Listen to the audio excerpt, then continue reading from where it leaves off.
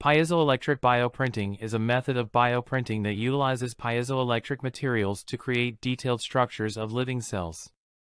Bioprinting is a rapidly developing technology used in the field of tissue engineering and regenerative medicine, and it involves the precise deposition of cells and biomaterials in a layer-by-layer fashion to create a 3D structure, like organs, tissues, or specific cells arrangements. Piezoelectric materials generate an electrical charge in response to mechanical stress.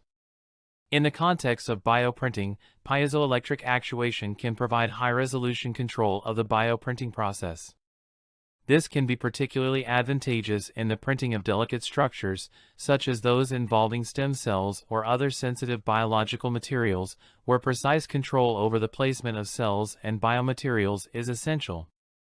The main advantage of piezoelectric bioprinting compared to other techniques like inkjet or extrusion bioprinting is its high precision and control. This technology could allow for higher cell viability and functionality due to the minimal stress applied to cells during the printing process.